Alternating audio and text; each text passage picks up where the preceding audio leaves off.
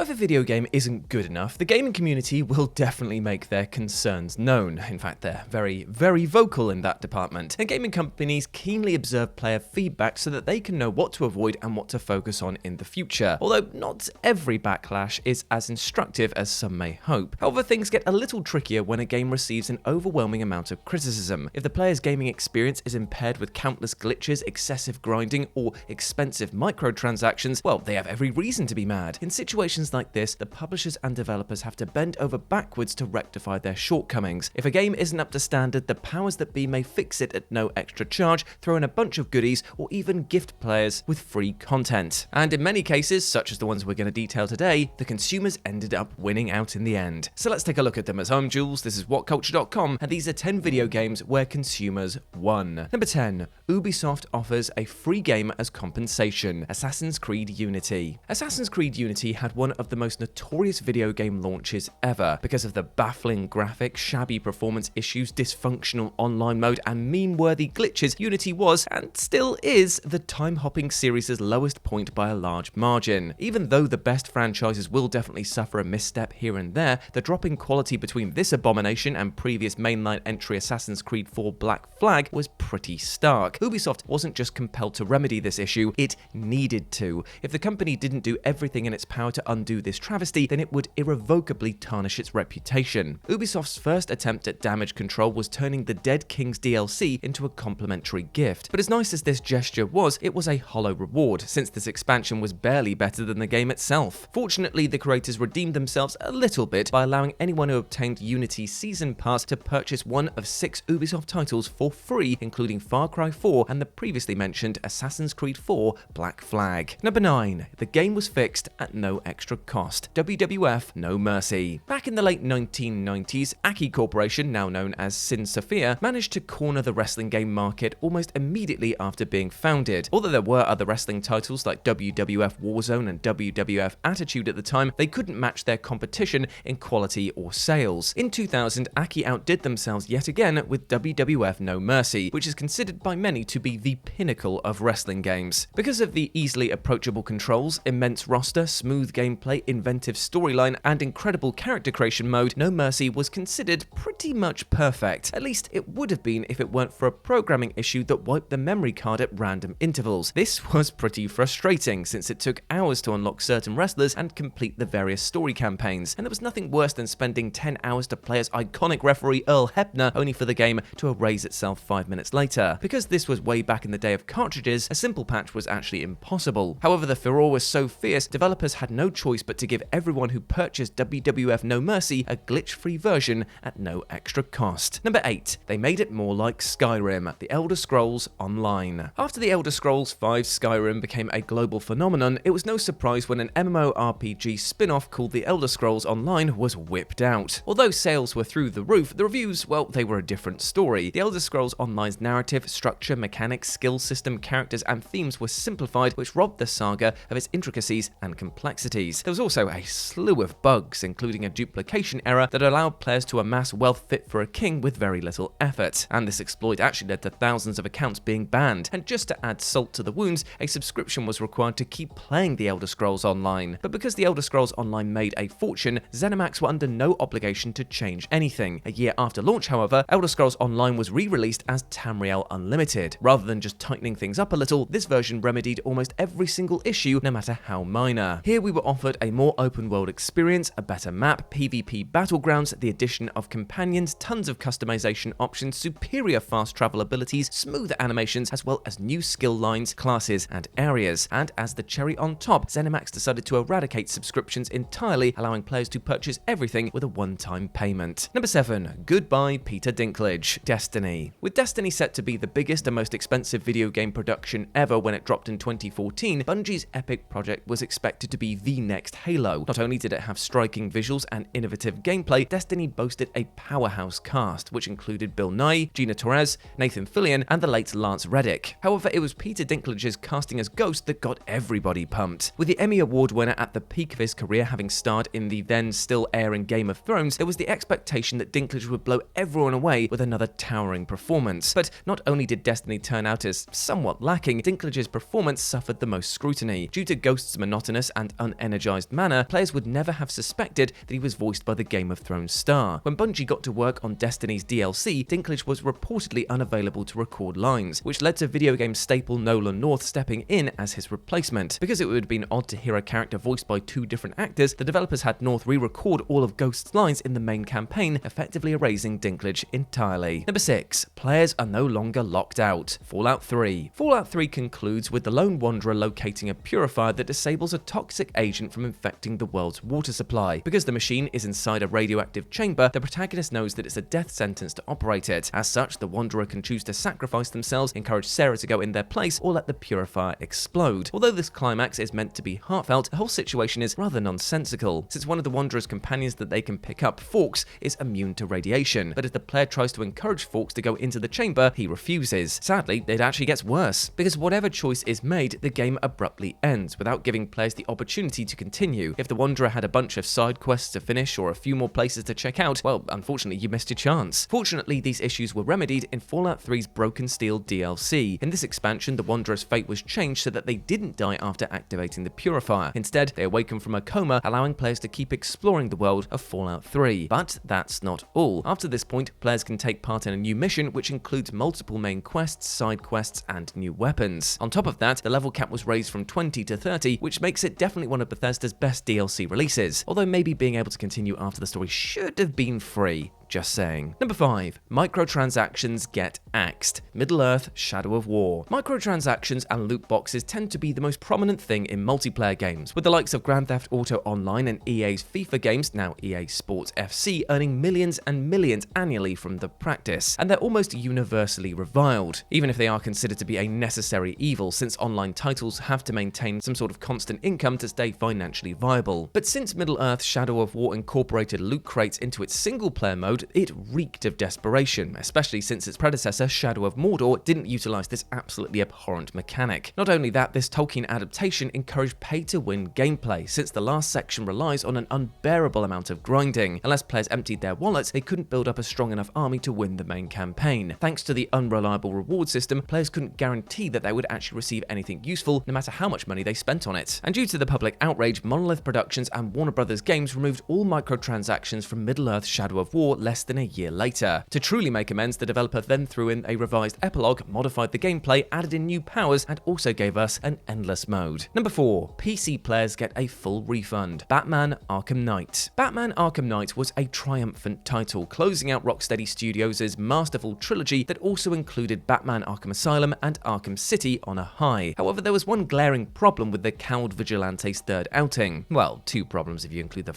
tank sections. Although the PlayStation 4 and Xbox One versions were tremendous, the PC version was an unmitigated disaster. Many players reported that the PC version of Arkham Knight was capped at 30 frames per second, but could go as low as 10 frames per second, making the game virtually unplayable. After the hyped sequel was review-bombed into oblivion, Rocksteady had to suspend sales of Batman Arkham Knight on PC until the situation was rectified. Even though the subsequent patches fixed a couple of issues and made the DLC free, there were way too many lingering problems remaining to satiate anyone. And anyone who purchased the PC version of Arkham Knight was actually given a full refund. Although it's upsetting how Batman fans never got the chance to play the closing chapter of the Arkham series on PC, well, at least they didn't have to pay for it. Number 3. MYTHRIL Rectified. Chocobo GP. Oh boy, did Square Enix mess things up with Chocobo GP. Firstly, the sequel to the beloved Chocobo racing was crammed with microtransactions, which were referred to as MYTHRIL in this game. So things weren't off to a good start, but it's not the mechanic itself that was the problem. It was how unfair and deceptive the practice was. Many people who purchased the adorable racer were oblivious that the gameplay involved a battle pass and microtransactions because they were inaccessible in the review builds. Now, the implications here aren't great and make it seem as if these in-game purchases were guarded due to potentially impacting review scores. But somehow it gets even worse. Although players receive MYTHRIL via a weekly login bonus, the currency can't be earned in-game. Because of this, the only means to save up MYTHRIL without parting with coins is to keep logging in. Oh wait, no, know, that strategy doesn't work either, since the player's MYTHRIL expires after 5 months. Because of this, certain bonuses can't realistically be unlocked without deploying a bank card. Even if the player doesn't mind paying up, they still have to grind like crazy to attain certain characters like Cloud and Squall. After suffering the ire of Final Fantasy fans, Square Enix re-released CHOCOBO GP several months later with all the content available in-game. Number 2. Microtransactions made less outrageous. Halo Infinite. Halo Infinite should have been a home run for 343 Industries. With the game featuring a compelling-looking open world and multiplayer, Infinite looks set to be a return to form for the series after the somewhat divisive Halo 5 Guardians. Sadly, that did not prove to be the case. As far as Halo Infinite's multiplayer was concerned, the Battle Pass was incredibly sluggish to level up, making microtransactions more attractive to players. However, many players couldn't get on board with the microtransactions thanks to how highly they were priced. To purchase all 88 cosmetic bundles in Halo Infinite, well, customers would have to spend $1,035. That is 1,000 real bucks for virtual, well, tat. Also, this was just for the Season 1 items. Not only that, these items would actually disappear after a set time, urging players to panic and compulsively buy everything. Following player backlash, 343 Industries completely restructured the store before Halo Infinite was officially released. And number 1, EA overturned everything. Star Wars Battlefront 2. EA mishandled the launch of Star Wars Battlefront 2 so appallingly the company is directly responsible for almost killing loot boxes dead. It's a shame we didn't actually get to put the final nail in the coffin, but here we are. The DICE-developed sequel to the 2015 Battlefront reboot based progression entirely around earning loot boxes. At launch, it could take hours of time to unlock iconic heroes like Luke Skywalker, with loot crates rewarding players with everything from star cards to cosmetics. The unpredictable nature of the loot crates, as well as the fact that they took far too long to unlock, was a clear funnel to the game's microtransactions. However, because players could only purchase more loot boxes, paying customers could actually wind up with petty rewards, regardless of how much money they spent. Rather than fixing the problem immediately, EA doubled down. The company infamously commented on a Redditor thread explaining how the unfair progression system gave players a sense of pride and accomplishment when they unlocked beloved characters of the series, and this foolish comment amassed 600,000 downvotes, garnering a Guinness World Record for the most downvotes in Reddit history. EA soon accepted defeat, removing all microtransactions from Battlefront 2 and revamping the progression system entirely. DICE subsequently embarked on one of the all-time great video game comeback stories, turning Star Wars Battlefront 2 into the game it should have been at launch with a number of free updates. Fans may have got the Star Wars experience that they had hoped for, but it was not easy getting there. And there we go, my friends. Those were 10 video games where consumers won. I hope you enjoyed that, and let me know what you thought about it down in the comment section below. As always, I've been Jules, and you can go follow me over on FGS or the Future Game Show, or do all of my daily gaming content going forward. Hope to see you over there. And I also hope that you're treating yourself well with love and respect, because you deserve all the bloody best things in life, alright? And don't let anything or anyone else tell you otherwise. You are a massive ledge, and I want you to go out there and smash it today. As always, I've been Jules. You have been awesome. Never forget that, and I'll speak to you soon. Bye.